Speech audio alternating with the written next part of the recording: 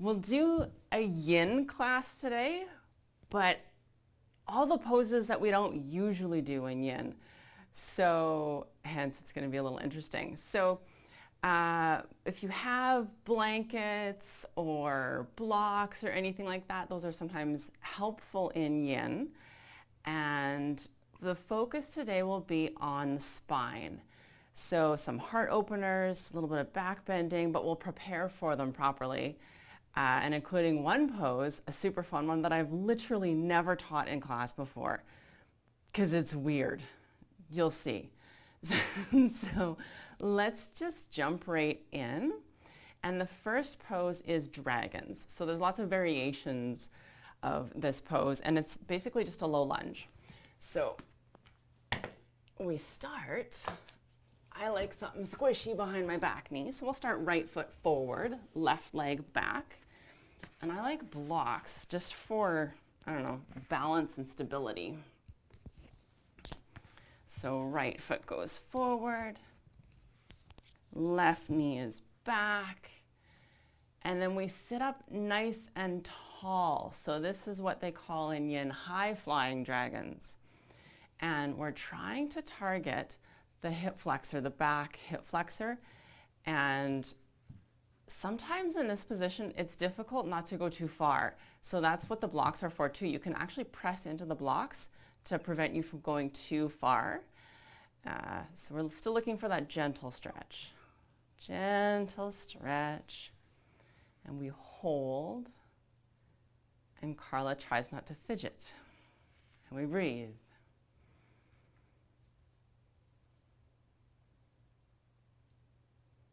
And one thing I find actually really fascinating is about the human body, that everything really is connected. And so it's important to stretch this specific area of the body before we do any back bending, because this area is involved in back bends. We don't actually want to just use the back. In back bends, we want to lengthen the whole front side of the body, including the hip flexor area. I won't hold for too long today, maybe another 15 seconds or so. We do want to make sure we're over a minute. I lied, another 30 seconds. That way it's a flat 2 minutes, which is nice. However, 2 minutes can be a lot, so if you do need to come out early, no problem.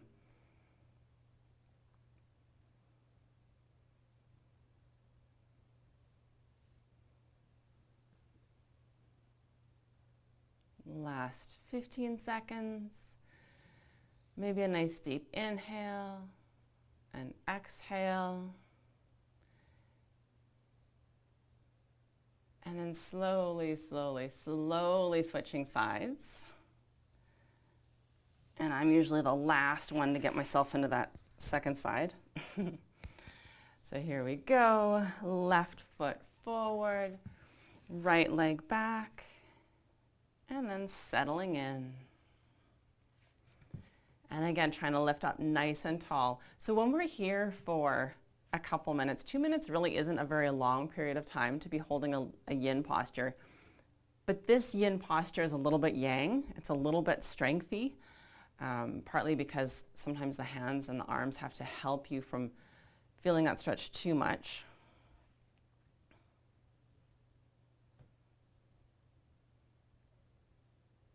And also just we're not on the floor lying down like a yin pose properly should be. So settling in.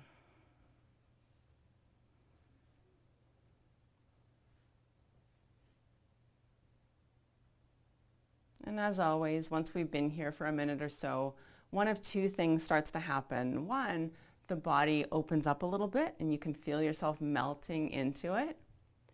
Or you feel like, ooh, that's getting to be a bit much. So do check in and honor your body. If it starts feeling too much, come on out a little bit by pressing into the hands. Or if the body gives you a little more room, allow yourself, especially on the exhales, to soften and melt into it just a little bit more.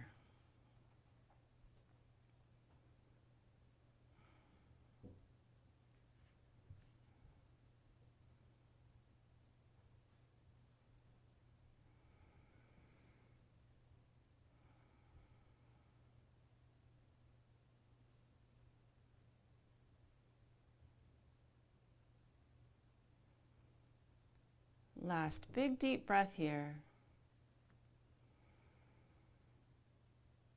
Softening and relaxing those last moments.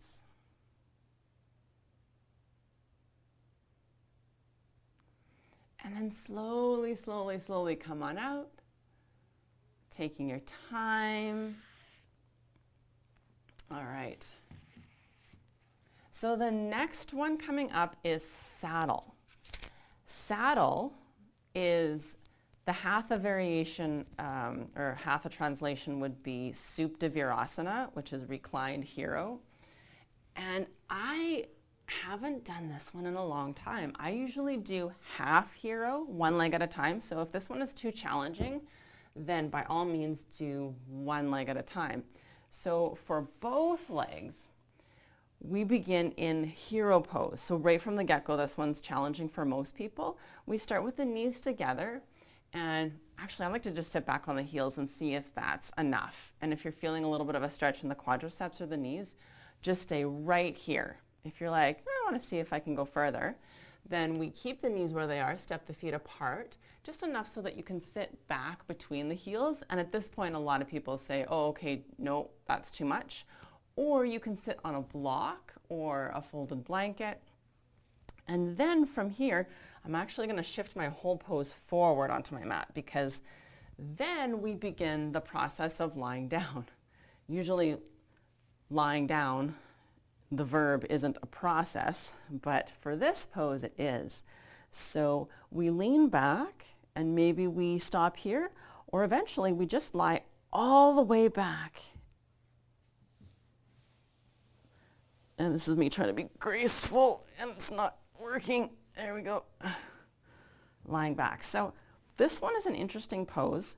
You just go back as far as you can. And we feel so many different places.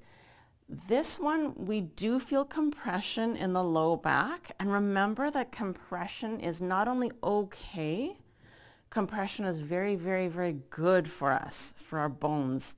It increases bone density, which we really want to maintain. We don't want sharp pain. So do take notice if there's any sharp pain, we need to come out, but I can definitely feel some compression in the low back. And at the same time, feeling the stretch, maybe a little bit in the hip flexors and maybe a little bit in the quadriceps. And usually in hatha yoga, we would want to tuck the tailbone under. But in this one, we actually want that compression. This is what it's for. It's to try and strengthen the low back area, mobilize it and strengthen it. And we just stay here. When we come in and out of the pose, we're trying to keep the back as straight as possible without twisting into the posture, because we are targeting the low back. So it's okay for the low back to twist a bit, but for this exercise, we're trying to stay as square as possible. And as always, if you need to come out at any point, listening to your body. Otherwise, just a little bit longer here. This is one of those poses that I like to do this one or recommend it in bed because you can have more pillows and more things. And if you're not able to lie back, maybe you can lie back with 4 or 5 pillows beneath you. And so you can really get this pose to be quite comfortable while being really supported. We want to hold this one for at least a minute if available, and then up to maybe 3. 3 minutes is pretty good. Speaking of which, let's make the journey up again. So I'm going to press into my elbows and try to keep my torso as straight as possible as I get my hands beneath me, and come on all the way up and out. And just for a counter stretch, coming up to hands and knees. And then I like to straighten one leg behind me. Take a second. And then other side. And repeat.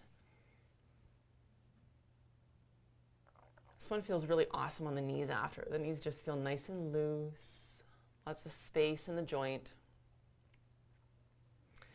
Okay, and then the next one is Sphinx. and or seal. So we lie on our bellies. This is a back bend. And heart opener. So we lie down.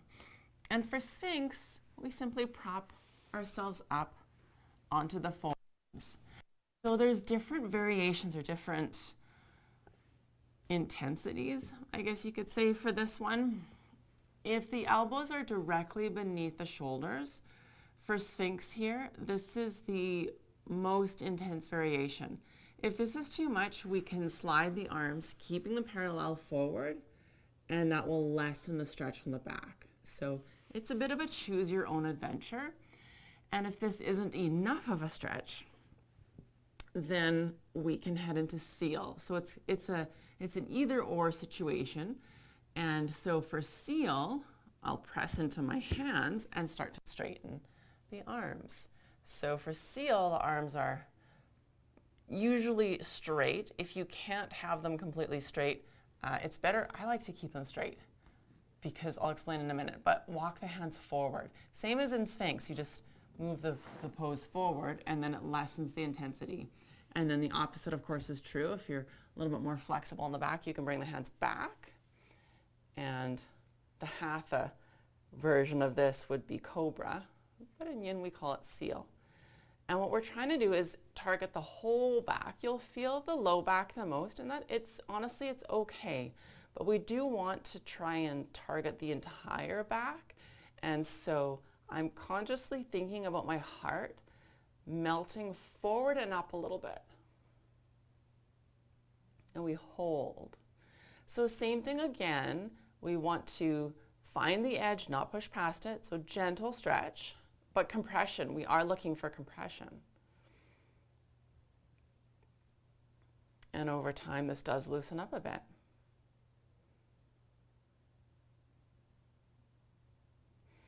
And if you're finding it a little bit difficult to breathe in this position, that's totally normal. We are actually compressing the diaphragm. So it makes it a little bit quicker breaths. Not quite as full lungs.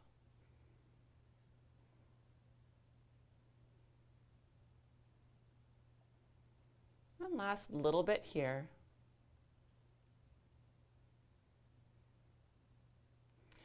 To come out of this one, whether you're in seal or in Sphinx, try to use your back muscles to almost prevent you from coming out. So I'm going to lessen the weight on my hands and my back is going to try to stay there. Like, no, I want to stay. Taking your time, taking your time. And then as a counter pose, we'll head into child's pose. So belly scoops in, strong arms press you up and back, and the hips can sit back onto the heels and just resting the forehead on the floor, but take as much time as you need to get into that posture.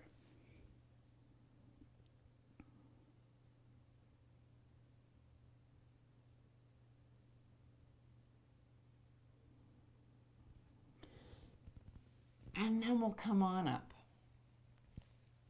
to seated.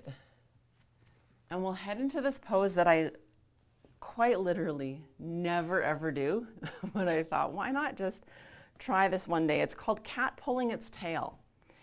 And so we start, I'm going to use all of my concentration skills to teach us what. Okay, so we lean back onto we lean onto the left. So we're going to go onto the left elbow, onto the left side. Here we go. This is so awkward, this pose. In fact, I'm curious. If someone feels like it's not awkward, let me know. But the bottom leg will remain straight for right now. Actually, I'm going to move my blocks out of the way. Okay, so you're on your left elbow. The arm is bent.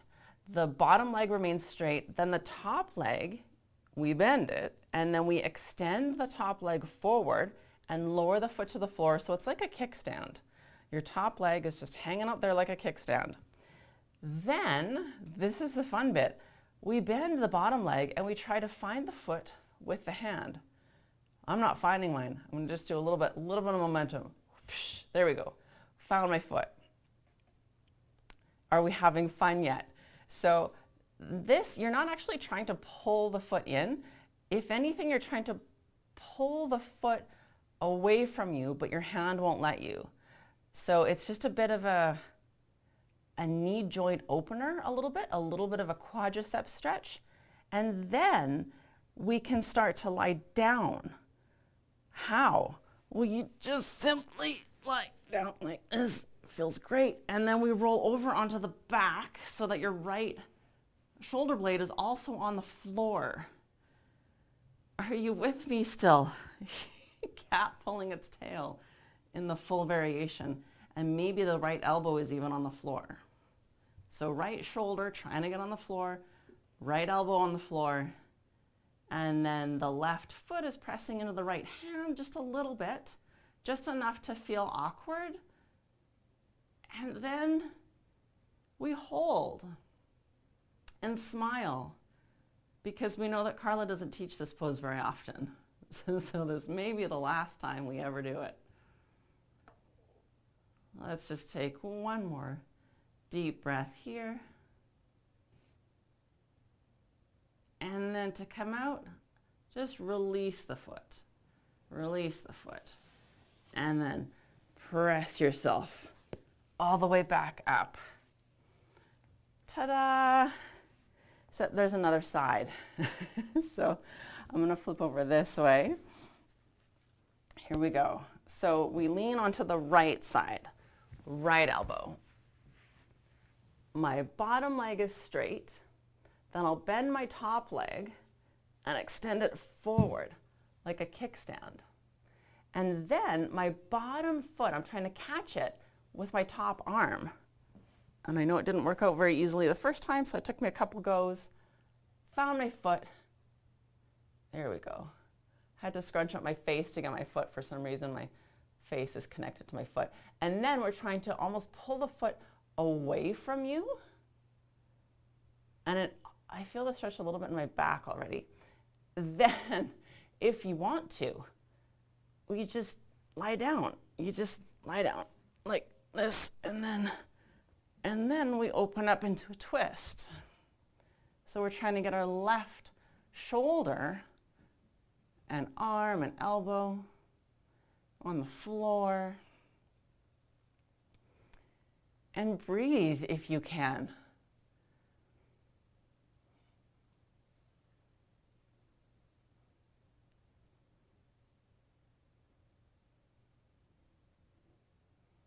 And just hang out here, counting the dots on the ceiling.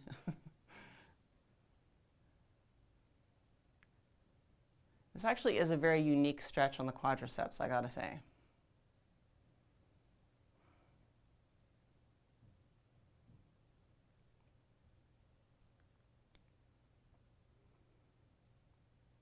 And to come out, we'll release the bottom foot.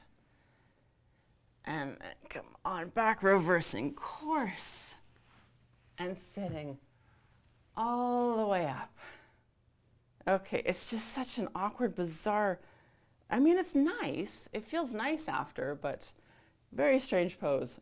So moving on to one that I really love, and that's camel. So camel is really, really nice, but it often feels inaccessible. And so if this one is too challenging, then feel free to repeat Sphinx or Seal, the one where we're on our belly. Camel is just a little bit more intense than that as a back opener or a heart opener back bending pose. And there's two variations that I like to do for camel. One is, well, the full variation is with the shoelaces part of the feet on the floor. And then we're going to lean back and find the feet with the hands. But a shorter distance between the hands and the feet would be to tuck the toes under. So we'll do that variation. Involves pulling up the pants a little bit to prepare. I like to start with my hands on my hips, lifting up nice and tall. And then feel like you're going up and over a high jump bar. So keep the hips above the knees. Don't move the hips. Lifting up and back. And if that's as far as you want to go, just hang out here while supporting the hips, supporting the back. And if you do want to go further, hips press forward as the hands reach back onto the heels. And then reach forward with the hips, and then gently lower the head back, and we hold.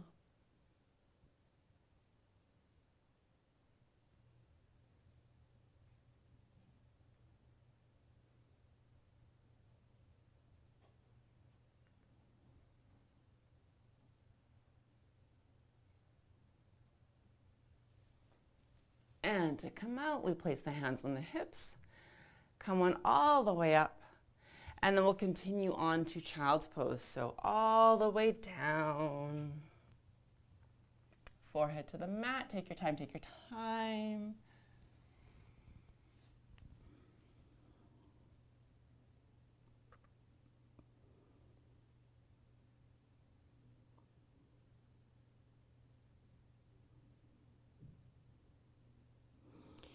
And then we slowly, slowly come on up. Everything else after this point is super nice and gooey. So I just love those postures all back to back. I feel really open right now. I don't know about you. But the next pose is swan. So in Hatha, we call it pigeon. I like to start on hands and knees. And then we move the right knee forward behind the right wrist. And then we shift and scooch the foot over towards the left, behind the left wrist, well behind it. And then we send the back leg back, back, back, back, maybe placing a block beneath that right hip unless you're very flexible. And as long as the knee feels okay, this is swan, and then there's sleeping swan. We inhale to lengthen, exhale, lower down. So hanging out here for a bit. If this does not feel okay, the upside down variation is we lie down, and then we start in a figure 4 where we cross the right ankle over the left knee, but instead of having that knee turned way out to the side, we're going to hold onto the knee and draw it kitty corner. So right knee towards left shoulder, and then the bottom leg presses everything towards the body. So that's the upside down variation, which is available. Otherwise, we're just hanging out in swan.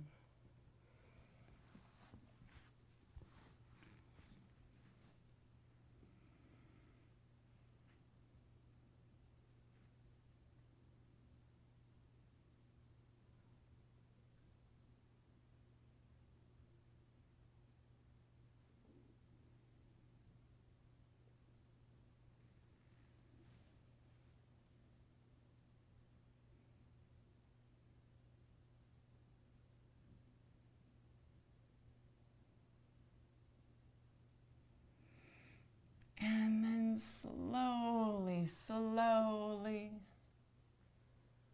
come on out. And then we'll head back to hands and knees. Taking a second between sides, and when you're ready, left knee moves forward behind the left wrist, and we shift the foot towards the right. And then send that back leg back, back, back. Inhale to lengthen. Exhale, sleeping swan. And same thing again, if this knee doesn't like it, we can always do the upside down variation. Otherwise, we just hold. Remembering, of course, you might want that block beneath the left hip this time.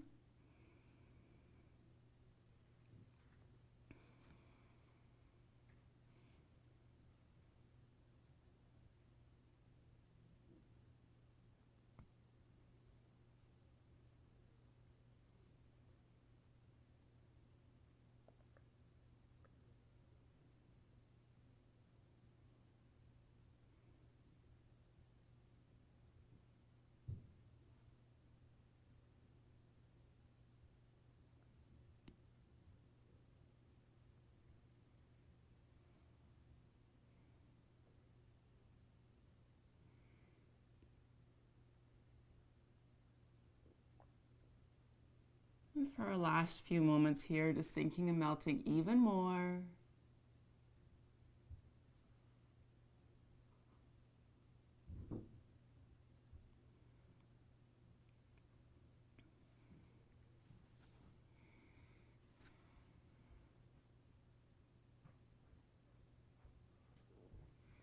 And then slowly, slowly come on up, back to hands and knees. Feeling much looser already, and there's only one left for our back sequence, and that's reclined twist. So it's the same as Hatha Yoga. There's 3 variations. One with two legs, which is the most mild. One with one leg, which is a little bit more intense. And then there's the twisted roots, which is the most intense, and dare I say the most fun. We'll lie all the way back. Change our ponytail here. And then arms in a T position, palms facing down. I'll start with my knees hugged in. So if you want to do the two-leg variation, we send the knees over to the left and hold.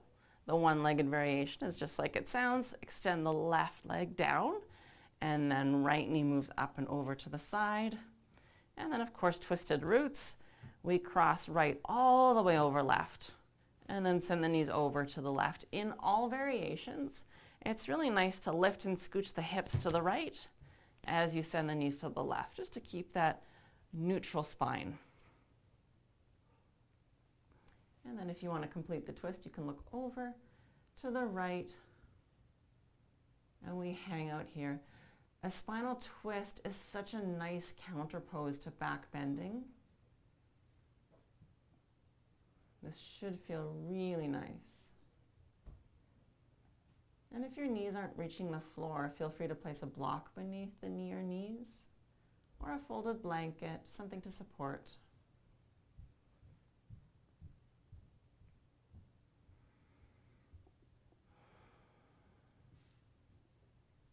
Double checking both shoulders are on the floor firmly.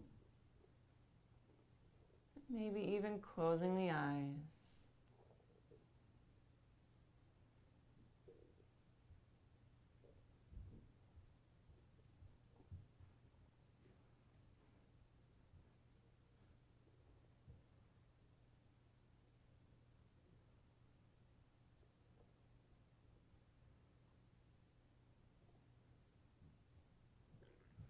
And to come out, scoop the belly in and press the low back into the floor.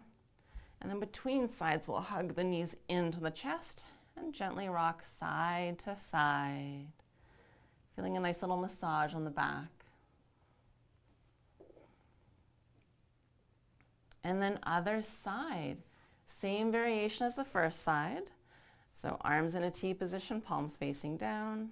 I like the twisted roots variation. Lift and scooch the hips to the left, and the knees go to the right, keeping both shoulders on the floor.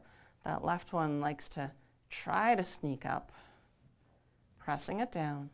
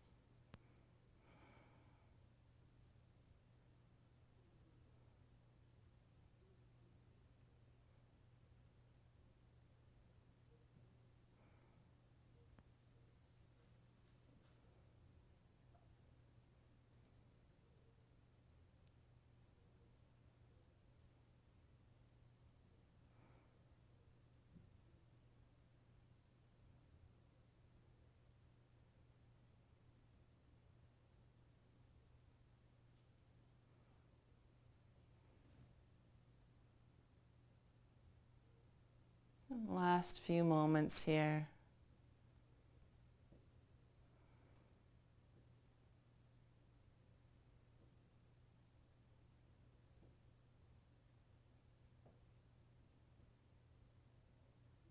And to come out, scoop the belly in and press the low back into the floor, unraveling, unwinding.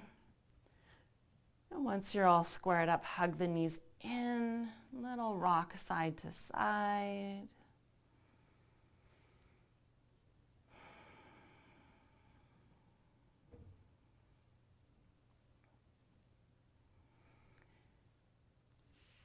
And then from here, to come up, we'll roll over onto the right side. Pause for a moment, a couple moments actually. And then slowly, slowly, slowly press yourself all the way up to cross-legged seated. And that's it for today. So it was a quick one today, a nice heart-opening back bending. Just take a moment here. Let's place the palms facing up on the knees. Inhale, sitting up tall. Exhale, softly close the eyes. And just feel the spine for a few moments. Feel how open and just how much space there is and how freeing that is, really.